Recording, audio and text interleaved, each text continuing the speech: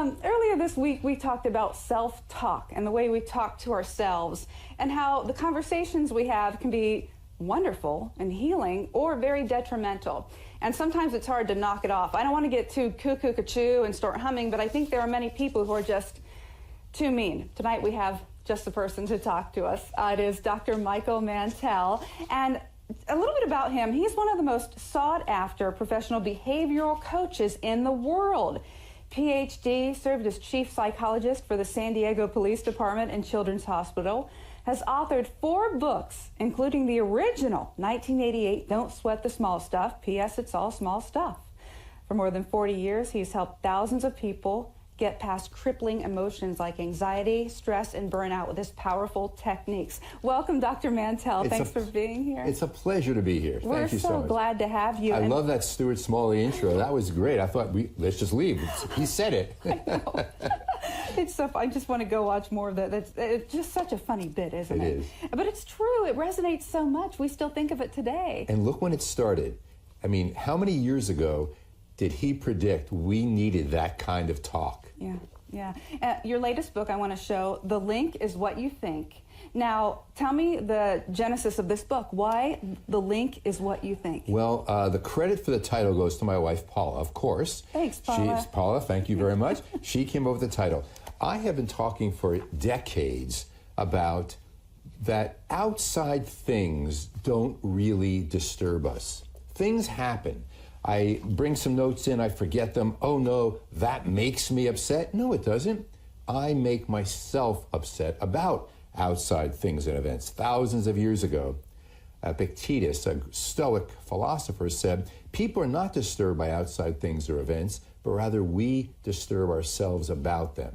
So The Link is What You Think is a accumulation of my daily 5 that I put on Facebook and Instagram and Twitter and all that every day for the last, 4 or 5 years. Never missed a day. I know, I like them. We should follow you on Twitter and Facebook. Absolutely. Can you give us your handles? Well, on Facebook, it's my name, Michael Mantell. And on Twitter, it's at Fitness Psych or at Dr. San Diego. Now, before people say, whoa, that's pretty arrogant, I used to write for San Diego Magazine, and that was the title of the column that they gave me. So I just kept it, Dr. San Diego. But yeah, so The Link is What You Think is every day, 360 days worth of 5 small little points that people can take and say, today I'm going to use those to lift myself up. And I'm just pleased this can be about that. Boy, we need that. What type, do we all have negative self-talk sometimes? I think we do. Yeah. Look, 25% of the American public or thereabouts are said to have a mental illness, diagnosable mental psychiatric. What is it? What's the percentage? 25%. Wow. But 75%, the rest, have everyday ups and downs. We talk negatively to ourselves. Oh, is this interview going to be good? I don't know. I'm sort of worried. It may not work. Who knows? The traffic is going to be too heavy. We make these crazy predictions. Traffic can wreck the whole day, Doc. The link is what you think. It's the way I react to the traffic. Yes, it's what you think. Got it. Okay. Same thing with the scam phone calls. You know what I do when I get a scam phone call? I don't predict. You probably make a new friend, I'd say. No. I just have fun with it. And I say, I was just going to call you. Oh, my goodness. I'm looking for a donation to my charity. And no, I'm calling you. No, I'm calling. And they hang up. You do have it figured out. So we've got to follow you on Twitter so we can get some of these tips. Talking to Dr. Michael Mantell, we're going to be chatting. Your topic is living optimally in these volatile, uncertain, complex, and ambiguous times. The link is what you think. But I want to know a little bit about how you got started in this. I mean, what a path. Well, I guess I owe it all to my 8th grade teacher. Oh, I love this. I read this. I love this story. In Newark, New Jersey, where I grew up, Chancellor Avenue School. Hello, everybody, Chancellor Avenue School. Hey. Mrs. McCaffrey was meeting with my mother and myself, and she said, Mrs. Mantell, I'm sorry to tell you, but your son Michael is not college material. And here you sit with a PhD. From the University of Pennsylvania. That's the thing that'll do it, someone telling you no. Well, Jamina, look at this guest you just had on. She had everything going for her. She had decision, direction, discipline. Nothing was going to get in her way. No scam phone calls. She didn't have to talk negatively herself. She talked forward to herself. But I got to tell you something. My mother, rest in peace, when I got my degree from University of Pennsylvania, she called me from the big audience. I said, well, what is it? She said, come on, let's go. Where are we going? We're going to see Mrs. McCaffrey's gravesite. Why are we doing that? We're going to take the Penn diploma, and we're going to, I'll say it nicely, show it to her. Very well put. You know, it makes me really sad, because when I think, it's bad enough when adults do it, but when I think about the thoughts that can go through little ones' heads. I was listening to this week to someone talking about Michael Irvin, NFL Hall of Famer, and I spoke about it on this show. I didn't name who it was, but when he was a little boy, he did badly on an assignment in school, and everyone else did better. And from then on, he told himself, you must be the dumbest little boy in the world. Oh. And he just kept, you know, he just did badly. But one day, he threw a ball. A coach or teacher saw him and said, you can throw. And that changed everything on his path. I mean, come on. I tell a story when I give my talks about a little boy who said, I'm a great batter. Throw the ball up and swing and miss. Oh my goodness, strike one. Throw the ball, swing, strike two. I missed. Throw the ball, strike three. I missed. You know what? I'm not a good batter. I'm a great pitcher. I hear them laughing. Yes, the control room, they are a very good audience. So, yes, it's the way we talk to ourselves. And I think that we, especially those who suffer, look, last week we saw a tragedy. We saw Kate Spade and we saw Anthony Bourdain. Yeah. But the week ended with someone else coming along and saying, children, let me show you how to live in tough times. Right? Charles Krauthammer. That, to me, said it all. And I was so touched by that. I think that if we complain and blame, we get nowhere. If we think that life is so horrible, terrible, and awful instead of just a pain in the neck. If we think, I can't stand it, instead of, I don't like it. If we tell ourselves, it must be different, instead of, it'd be better for me if it was. And if we condemn ourselves, label ourselves, we're doomed. So the reason I'm here today is to give psychology away, to make it public, to help people say that, you know what, I got to start talking to myself differently. If one person does it, this is great. Amen. It doesn't do us any good. You're taking away your power to solve your own problems, and you take away the power for you to build your own path if you blame other sources. And Charles Krauthammer, of course, author and political commentator, and he has been very ill for years, and he just announced last week that he has weeks to live, but he gave a very uplifting letter. And we're going to talk more with Dr. Michael Mantell. He is the author of The Link Is What You Think, when we come right back on America Trends.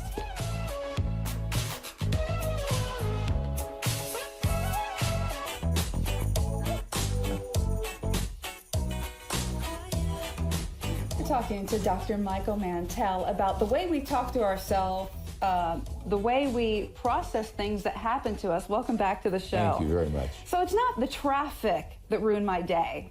What is it? It's the way I think about the traffic. Okay. It's the predictions I make. It's the demanding, the insisting, the expecting. Wait, D-I-E. D, demand, I insist, E. That spells die. It's that. We're sitting in a beautiful, comfortable car listening to wonderful music, our friends, family with us, kids, and we're making ourselves crazy. And that's what we do. Look, I've heard it said that at the times we live in, we hurry, we worry, and we bury. That's what our times are all about. Famously, you have the most amazing story about a book that you wrote called Don't Sweat the Small Stuff. P.S. It's all small stuff. And this made so much headway and won awards back in the late 80s, right? Yes. Then one day, Dr. Mantell, there's the book, was walking down this fancy mall in Southern California. You walked by the Barnes & Noble, and what did you see? Well, I saw you just showed them the 25th anniversary. My book came out in 1988. And a couple of years later, in 1994 or something like that, 96, I forget when, I'm walking down the street and I see a floor-to-ceiling display of Don't Sweat the Small Stuff and It's All Small Stuff by another fellow whose name I'd rather not repeat. And the book is full. I called my wife and I said, "Oh my God, Paula, you know what? You're going to be able to redo the kitchen now." She said, "What are you talking about?" I said, "The book is back out." Wait a second. No, they changed the title. Wait a minute, that's not my name. I walk in the bookstore and I realized someone took my book, Don't Sweat the Small Stuff. P.S. It's all small stuff. Won all kinds of nice awards and whatnot because I was working at Good Morning America back then. And they completely flipped it over. They took the P.S., put "and" in it, and suddenly he owned it. My book was out of print, and he went with it. And what did I do? Well, I wouldn't have been able to stand up. That wave that would have hit me. You really had to. A book about. Don't sweat the small stuff. But this is pretty big, Doc. This was very big. And I said to myself, okay, I can either ruin my life right now and give him that power and another book that I didn't even like as much as my own, that power, or I can retain the power. And I said, you know what? I think he's done a service for me. People were calling me. "You wrote Don't Sweat the Small Stuff?" "Yes, I did." "My goodness, your speaking fees must be enormous." "Well, sure they are. Yeah, whatever. Yeah, well, come speak. And so, we tried to deal with it legally, and nothing could be done. But the fact is that I let it go. I let it go. Well, I mean, that's a lesson for all of us. And by the way, check out his books. His latest one, The Link Is What You Think, some of the things we've been talking about here today. You say think better to live better, and this is something you famously talked about on the Oprah Winfrey Show. Yes. So a number of years ago, when Oprah had her show, I was on a handful of times. And once she said to me, "Doc, why is there so many problems in this world? Why is there so much violence in the world?" That's what she had me on to talk about. And I thought I had an answer, and I'm looking around the audience, and I see in the audience a nun. And I looked, and my everything stood still. And out from somewhere inside of me came this answer. I said, "Oprah, the world came with 10 rules, not suggestions, rules. We don't follow any of them. Imagine if we follow them." Now, I believe that everything is connected and linked to this morning. This morning, the show is on tonight, here and now, but this morning, an article was released from Ohio State University, How to Add 4 Years to Your Life. People in obituaries who have died, who have lived on the average 4 years longer when all things are taken into consideration. The one difference is not exercise, is not eating, it's belonging to a religious institution. Oh, wow. Yeah. So here we are this evening talking about Oprah, 10 rules. She goes on to create blessings and all that. And just this morning, this article appears. That's amazing. And I know you were sitting there ready to talk. You'd prepared a whole segment to be on the Oprah Winfrey Show. She's nationwide like us. I think she might have had a few more viewers. Who knows? I'm not sure. I'm not sure. But you had this whole thing ready to go. You looked out in the audience and you saw some nuns, and it struck you, and that's when you threw it out and said, "We had 10 commandments." Right. I was a relatively young guy. Now I'm a relatively old guy. But back then, I said, take the risk. Just say what's speaking to you. And thank goodness I did. Thank goodness, because it made all of the difference. So what is it about the 10 commandments? What could we be following there that would cause us, I mean, it should be obvious, but what are the things that stand out to you that, boy, if we just did this, it would change everything?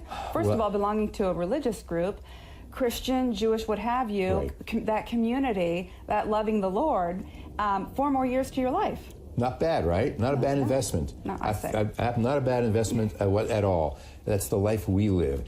And so I think, what is it about it? I think that there's a sense of trust, that it's much bigger, that I have a timetable, but his timetable is much more powerful than my timetable. I have a plan. Jamina, your guest before me, had a plan, and she trusted it was going to happen. I'll never get this, I'll never get this, and he came along and said, knock, knock, you're going to get it.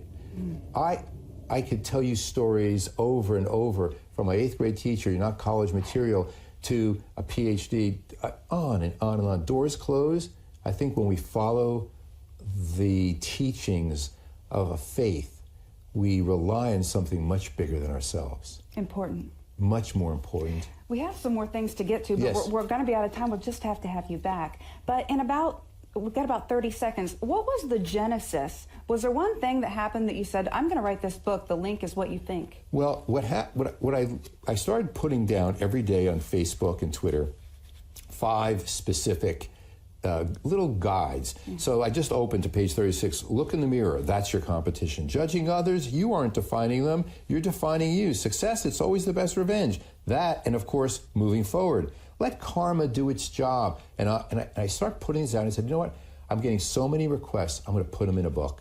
And my wife gave me the title, The Link is What You Think, and here it is. Thanks, Paula. Thanks, Paula. You know what? We're going to be talking to ourselves anyway. We might as well talk nice, speak nicely. Right. We're going to be reacting anyway. We might as well have a good reaction, right? Absolutely. There's something that I like to call TIFOPO. TIFOPO. I love acronyms. Real quickly. Stop trying to please other people. Stop fearing change. Stop living in the past. Stop putting yourself down and stop overthinking. You'll live an optimal life. We love it. More in the book, Dr. Michael Mantell, and here it is. Doc, thanks so much for being here. We hope to see you back soon. I hope so. Thank you very much.